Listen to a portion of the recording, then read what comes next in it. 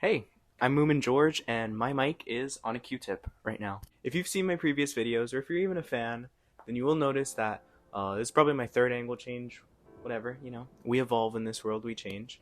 And I thought this one was really cool because it's a little dark, but it's a vibe. We got the lights going off in the background. And if you're wondering from my other videos, yes, every single inch in my room is covered in a poster. The point of this video is basically a battle to the death between two anime. And those anime are Rurouni Kenshin and Jujutsu Kaisen. Because, as you may or may not have known, last Thursday, the first episode of Season 1 of the Rurouni Kenshin revival and Season 2, Episode 1 of JJK premiered. And I have thoughts. Until I realize you there for the sound rules and I pound you. I'm like stalking, catching bitches, walking after dark and park. In that corner, if they don't, they can't go for help because I took their phone. Using up minutes, using all my homies, I have a feeling some of my thoughts are going to be a little controversial because I am a huge JJK fan. I'm wearing a Fushiguro shirt right now. I'm a huge suck up, but I definitely had my problems with this episode. So basically, I'm just going to do a quick rundown of each episode and then tell you which I liked more and give a rating on each. First, let us start with the one I was personally a little more hyped for just because of how long it's been since the last anime, Rurouni Kenshin. So let's start with a question, and that question is, what is Rurouni Kenshin?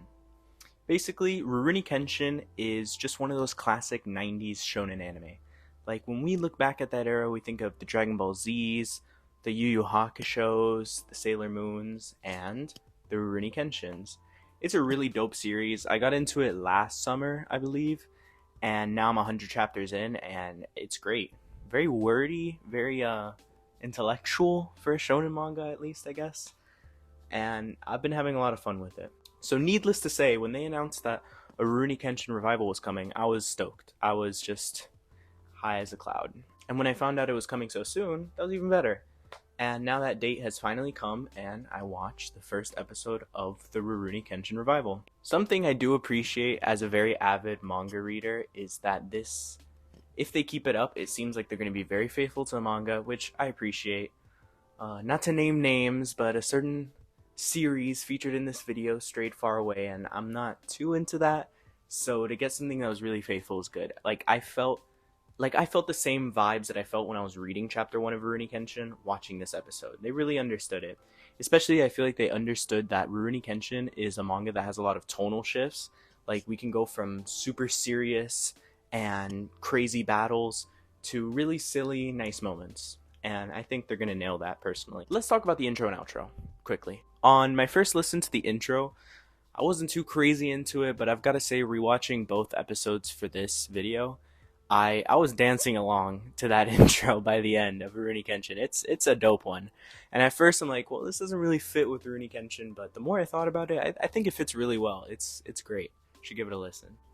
The outro, on the other hand, honestly just feels like a worse version of the intro. They have both kind of the same energy, but I wasn't feeling it as much.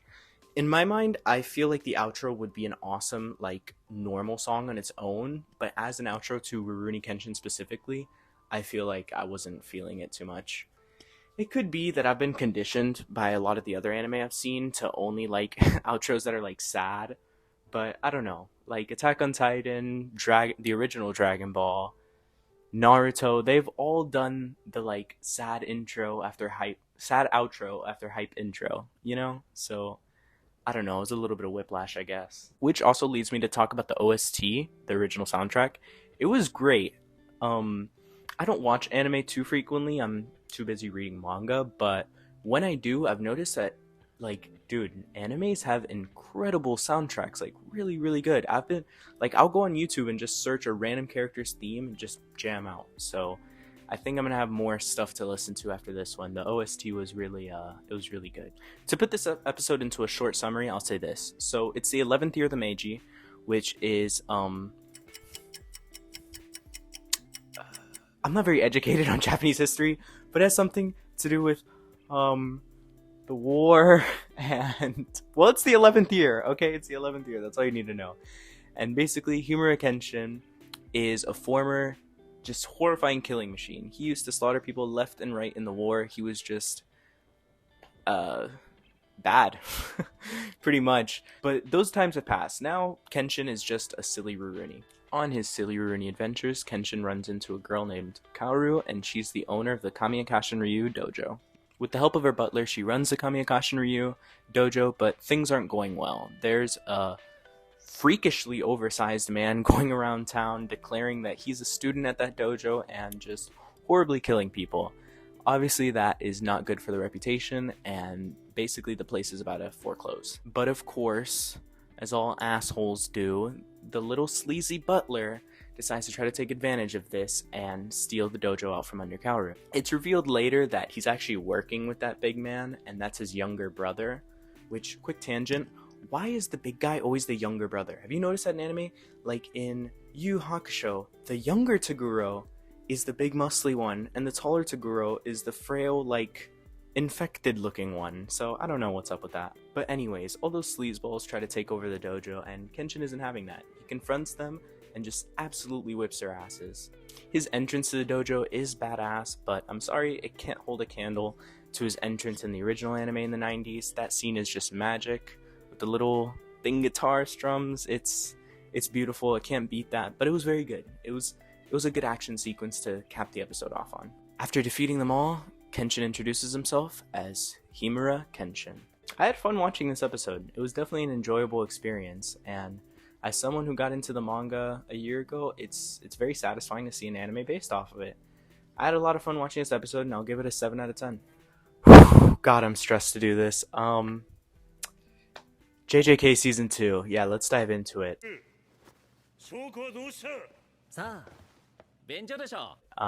To put it in 2 words, I think I find this episode to be pretty mid. Look, I'm a huge JJK fan, and I have my reasons. Trust me, I have my reasons, and I will tell you them. Let's start off with original content. Look, I don't really have a problem with it, but it needs to be done really well, okay? We've all sat through fillers, and we've all sat through original anime content that just bores us out of our minds. And I wouldn't say that's this, but it wasn't good. I just don't like the fact that the first 10 minutes of this episode was allocated to Mei and Urahaime's little adventure, hunting down a creature that was killed by Geto in literally 5 seconds. Like, I just found it so pointless. And I just mean with the next arc we have coming, should we really be stretching shit like this out? Come on. Those first 10 minutes, I'll admit, they were pretty rough. I was waiting for the intro. When it finally came, it was a nice break. The intro was pretty good. It had good vibes. I was jamming, but I will say I think Rurouni Kenshin, their intro was better. The visuals, however, of this theme song were awesome. They were really fucking cool, and they were better than Rurouni Ken's, so if we're doing a little death battle, then that would win in that category. But in defense of anime-only content, I will say that the season opener with Geto exterminating that curse was really, really cool. That was a dope insight into Geto's little crazy mind, so I appreciated that, I will say that. Well, my best summary of this episode, off the dome real quick, would probably be Urahaime and Mei are in a house, discovering a curse, trying to find it. Lots of hijinks ensue. George was bored. They find it, Geto exterminates it, and Geto, Gojo get their new mission assigned to them. And from there, now the episode picks up. We get an action sequence between Geto and Gojo just absolutely kicking ass against some cult members, and the episode ends with the man, the myth, the legend, Papaguro, Toji Fushiguro. If you haven't read the manga, just strap in. Very good character. Very, very good character. And no, he is not Fushiguro's brother. Too old. I think besides the really ludicrous cool action at the end, I would say my favorite scene is probably the exposition scene between Gojo, Geto, and Yaga, where Yaga is explaining pretty much who Tengen is and why this mission is so important. But what I like about this scene is that while you feel that yes, this mission is important, but on the other hand, you also sort of feel like Gojo because you don't really know the full scope of who Tengen really is or how he's even important to the Jutsu world. So yeah, it's a mission, but you know, we're in a flashback. Who cares, right? The animation was very good though. I don't have any complaints about that. It looked good. There were some really cool, unique techniques used in this episode. Like there was a little like VCR footage section that looked absolutely crazy. Kind of reminded me of the Succession theme song, but anyway. You know, I had my problems with this episode.